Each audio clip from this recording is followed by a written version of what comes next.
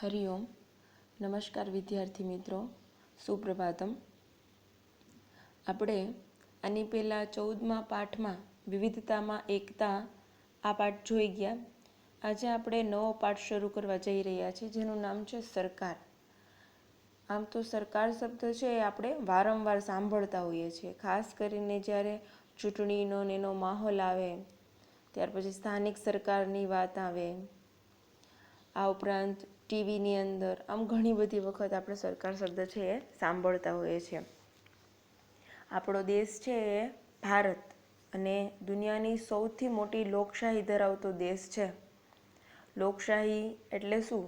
તો કે લોકોથી, લોકો માટે, લોકો દ્વારા ચાલતા શાસનને લોકશાહી શાસન કહેવાય. અહીં આપણામાંથી જ ચૂંટેલા ઉમેદવારો દેશનું છે એ આપણા લોકો માટે શાસન કરે છે, કામ કરે છે. જેમ ઘરનો વહીવટ અને સંચાલન કરવા માટે આપણા ઘરના વડીલો હોય, બસ એવી જ રીતે દેશનું સંચાલન કરવા માટે આપણી સરકાર છે.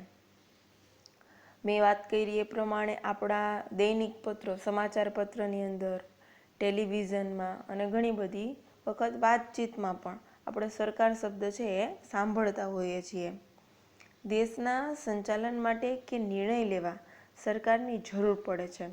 દેશના વિકાસ માટે સરકાર છે એ આયોજનપૂર્વક કામ કરે છે. બંધારણને કેન્દ્રમાં રાખી અને કાયદા બનાવે છે. બંધારણ આપણા દેશને ચલાવવા માટે એક બંધારણ છે. એની અંદર જે નીતિ નિયમો, કાયદાઓ જે છે એને ધ્યાનમાં રાખીને દરેક સરકારે કાર્ય કરવાનું હોય છે. એટલે બંધારણને કેન્દ્રમાં રાખી અને કાયદા બનાવવામાં આવે છે. કાયદામાં સુધારા કરવા અને તેનો અમલ કરવાનું કાર્ય છે એ સરકાર દ્વારા કરવામાં આવે છે. આપણા દેશની સરકાર છે એ મતદાન દ્વારા ચૂંટવામાં આવે છે. અત્યારે ચૂંટણી આવે જ છે, એવી જ રીતના દરેક વખતે દેશની સરકાર છે એ મતદાન દ્વારા ચૂંટવામાં આવે છે. અહીં તમને સમાચાર પત્રનો એક કટિંગ આપેલું છે, એક ફોટો આપેલું છે. આ પ્રમાણે આપણે ઘણી વખત સરકાર વિશેના સમાચારો છે એ સમાચાર પત્રમાં જોતા હોઈએ છીએ. ઉપરના ચિત્રમાં આપણે સરકારના વિવિધ કાર્યો, નિર્ણયો કે જાહેરાતો અંગે જાણી શકાય છે. ટૂંકમાં આપણે સમાચાર પત્રની અંદર આવી બધી માહિતી મેળવતા હોઈએ છીએ. એટલે હંમેશા આપણે સમાચાર પત્ર વાંચવું જોઈએ.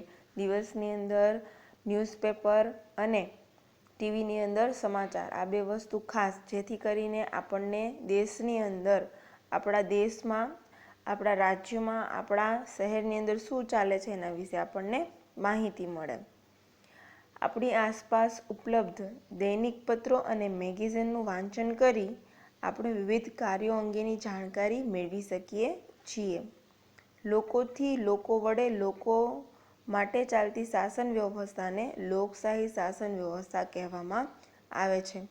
લોકશાહી શાસન વ્યવસ્થામાં સરકાર મહત્વનું અને આગવું અંગ ધરાવે છે, કારણ કે એમણે લોકો માટે શાસન કરવાનું છે.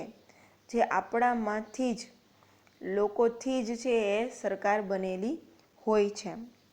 માટે સરકાર છે એ શાસન વ્યવસ્થાનું ખૂબ મહત્વનું અંગ ગણાવી શકાય.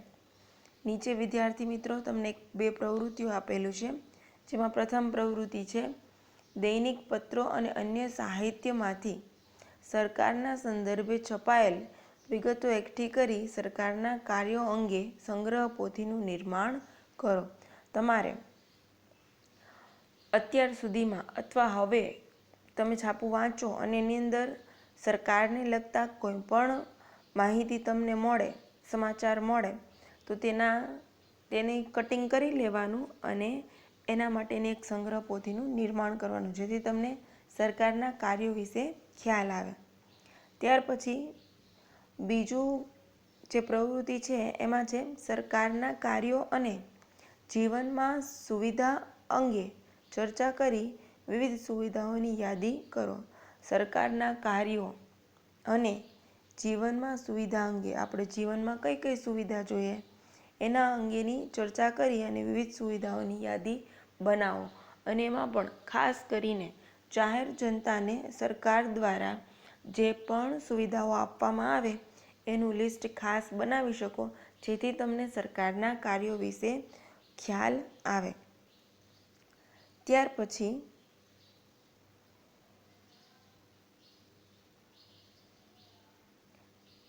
હરિઓમ.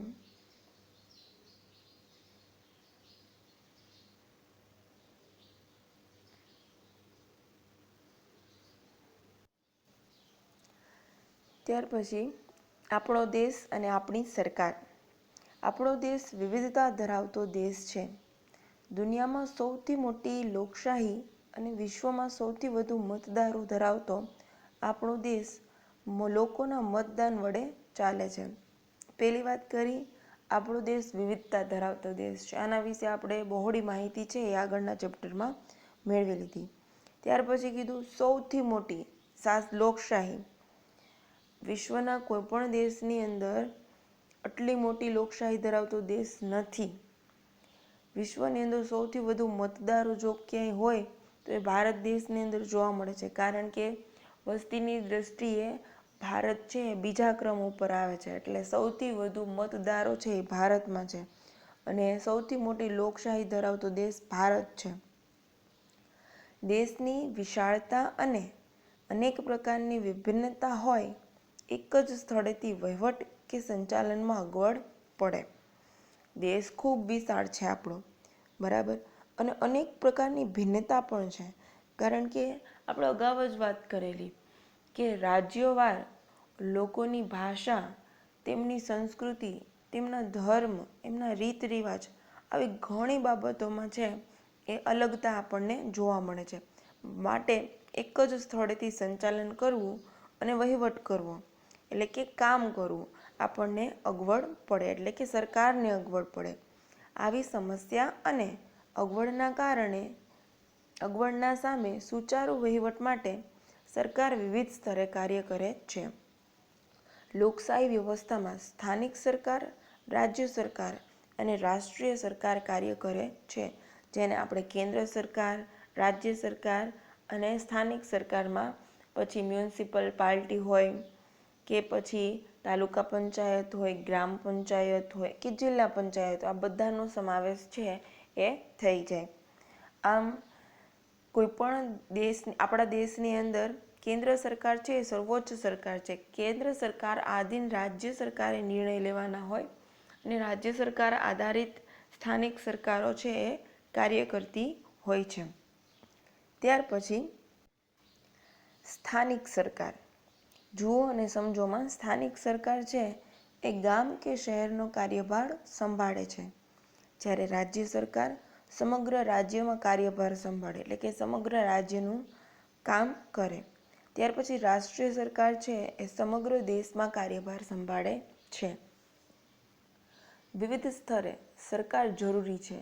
નિયમો બનાવવા અને તેને લાગુ કરવા આ સ્તરો ખૂબ જ ઉપયોગી છે. દેશના નિભાવ એટલે કે દેશને ચલાવવા માટે, વિકાસ માટે અને કાયદા વ્યવસ્થાની જાળવણી માટે સરકાર અને તેના વિવિધ સ્તરો વિશે આપણે જાણ્યું. આપણા દેશમાં લોકશાહી વ્યવસ્થાને સ્વીકાર કરવામાં આવ્યો છે. દુનિયામાં સરકારના સંદર્ભે સરકાર અને તેની રચનાઓને આધારે સરકાર કે શાસન વ્યવસ્થામાં વિવિધતા જોવા મળે છે. એટલે દુનિયાના દરેક દેશોની અંદર સરકાર સંદર્ભે રચના છે એ આપણા દેશની જેમ જ હોય એવું જરૂરી નથી, પરંતુ ભારતની અંદર ખાસ કરીને સરકાર છે એને ટૂંકમાં અલગ અલગ પ્રકારમાં વિભાજિત કરી દેવામાં આવેલા છે, જેથી કરીને કાર્ય છે એ સરળ થાય, વહીવટ કરવું સરળ બને. જેમ કે સ્થાનિક સરકાર હોય તો એને ગામ અને શહેર પૂરતું કાર્ય છે એ કરવાનું હોય. જે ખરેખર કરવાના કાર્યો છે એ સ્થાનિક સરકાર દ્વારા કરવામાં આવે, જ્યારે કેન્દ્ર સરકાર દ્વારા છે એ નીતિ અને કાયદાઓ છે એ ખાસ કરીને ઘડવામાં આવે છે, જેથી કરીને એની અંતર્ગત રાજ્ય અને સ્થાનિક સરકારો કામ કરી શકે. ત્યાર પછી આપેલું છે સરકારના પ્રકાર. આપણો દેશ લોકશાહી વ્યવસ્થા ધરાવે છે. દુનિયાના બધા જ દેશમાં લોકશાહી શાસન વ્યવસ્થા નથી. જરૂરી નથી કે બધા દેશોની અંદર આપણા જેમ લોકોથી લોકો માટે લોકો દ્વારા ચાલતા પ્રકારની જ શાસન વ્યવસ્થા હોય. દુનિયાના દેશમાં કાર્યરત વિવિધ વ્યવસ્થા જોવા મળતા સરકારના પ્રકાર અંગે જોઈએ. જેમાં સૌપ્રથમ છે લોકશાહી સરકાર. લોકશાહી સરકાર કોને કહેવાય? તો જુઓ, આ પ્રકારના શાસનમાં લોકો મતદાન દ્વારા પોતાના પ્રતિનિધિ ચૂંટે છે. ચૂંટણીમાં વિજેતા ઉમેદવારો દ્વારા સરકારનું નિર્માણ થાય છે. લોકશાહી શાસન વ્યવસ્થામાં લોકોને કેન્દ્રમાં રાખી સરકાર કાર્ય કરે છે. આપણા દેશમાં ચૂંટણી દ્વારા સ્થાનિક, રાજ્ય કે રાષ્ટ્રીય સરકારનું નિર્માણ કરવામાં આવે છે. કેટલાક દેશમાં લોકશાહી થકી ચૂંટાયેલ પ્રતિનિધિ દ્વારા મુખ્યમંત્રી કે વડાપ્રધાનની પસંદગી થાય છે. દુનિયાના કેટલાક દેશોમાં પ્રમુખશાહી લોકશાહી વ્યવસ્થા જોવા મળે છે. ભારતમાં સંસદીય લોકશાહી વ્યવસ્થા છે. લોકશાહી સરકાર અહીં છે એ લોકશાહી શાસન વ્યવસ્થાની અંદર આપણા જેવા એટલે કે સામાન્ય લોકો પ્રજા દ્વારા છે એ મતદાન કરવામાં આવે છે અને આપણે જે વ્યક્તિને વધુ મત આપી અને જીતાડીએ એ પ્રતિનિધિ તરીકે એટલે કે લોકોના પ્રતિનિધિ તરીકે કાર્ય કરે છે. એટલે જે ચૂંટણીમાં વિજેતા થાય એ ઉમેદવાર સરકારનું નિર્માણ કરે છે અને ત્યાર પછી લોકશાહી શાસન વ્યવસ્થાના લોકોને કેન્દ્રમાં રાખીને સરકાર છે એ કાર્ય કરે છે. આપણા દેશની અંદર ચૂંટણી દ્વારા આવી જ રીતના સ્થાનિક, રાજ્યો અને રાષ્ટ્રીય સરકાર છે એ બનાવવામાં આવે છે. કેટલાક દેશની અંદર આપણા લોકશાહી થકી ચૂંટાયેલ પ્રતિનિધિ છે એ મુખ્યમંત્રી કે વડાપ્રધાનની પસંદગી પણ આ રીતે થાય છે. ત્યાર પછી લોકશાહી સરકાર માટે કહેવાય છે કે સરકારનું સંચાલન લોકો દ્વારા સીધા મતદાન થકી આડકતરી રીતે લોકો જ કરે છે. લોકશાહી સરકાર છે એના માટે આપણા દેશની અંદર કહેવાય કે સરકારનું સંચાલન છે એ લોકો દ્વારા સીધા મતદાન થકી અને આડકતરી રીતે લોકો દ્વારા જ કરે છે. એટલે આપણે જ લોકશાહી સરકારનું નિર્માણ છે એ કરીએ છીએ, કારણ કે આપણા દ્વારા ચૂંટાયેલ પ્રતિનિધિ છે એ જ સભ્યો બને છે. માનવ અધિકારોના સંરક્ષણ અને સંવર્ધન માટે લોકશાહી સરકારનો વિકલ્પ શક્ય નથી. માનવ અધિકારોના સંરક્ષણ એટલે એનું રક્ષણ કરવા માટે અને સંવર્ધન એટલે એમની જાળવણી કરવા માટે લોકશાહી સરકારનો વિકલ્પ જ શક્ય નથી, કારણ કે એ જે સારી રીતે કાર્ય કરી શકે એમ બીજું કોઈ કરી શકે નહીં. ટૂંકમાં બીજા પ્રકારની સરકાર કરી શકે નહીં, કારણ કે માણસના જે અધિકારો છે એનું રક્ષણ લોકશાહી સરકાર દ્વારા શ્રેષ્ઠ રીતે કરવામાં આવે છે. આમ લોકોના સર્વાંગી વિકાસ અને અધિકારો માટે લોકશાહી સરકાર ખૂબ જ મહત્વ ધરાવે છે. લોકશાહી સરકારમાં લોકો જ સરકાર છે. સરકાર પણ લોકો માટે કાર્ય કરે છે. આપણા દેશમાં ચૂંટાયેલ સરકારની મુદત સામાન્ય રીતે 5 વર્ષની હોય છે. એટલા માટે દર 5 વર્ષે છે એ ચૂંટણી આવતી હોય છે.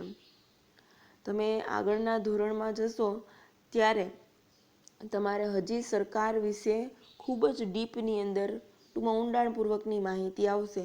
એમાં સંસદની અંદર સભ્ય સંખ્યા વગેરે જેવી માહિતી છે એ ડિટેલમાં આપેલી છે, પરંતુ અહીં તમે લોકશાહી સરકારને ટૂંકમાં એવી રીતે યાદ રાખી શકો કે લોકશાહી સરકાર છે, લોકશાહી એને કહેવાય કે જેમાં લોકો દ્વારા એટલે લોકો જ સરકારની ચૂંટણી કરે, એના પ્રતિનિધિની ચૂંટણી કરે. લોકો દ્વારા લોકો માટે એટલે લોકોના હિત માટે લોકો વડે ચાલતું શાસન, એટલે આપણામાંથી જ કોઈ પણ વ્યક્તિ છે એ પ્રતિનિધિ બની શકે છે. એટલા માટે લોકશાહી સરકાર છે એ પ્રજાનું સંરક્ષણ કરવામાં અને એનું સંવર્ધન કરવામાં બીજી કોઈ સરકાર એને તોલે આવી શકે નહીં.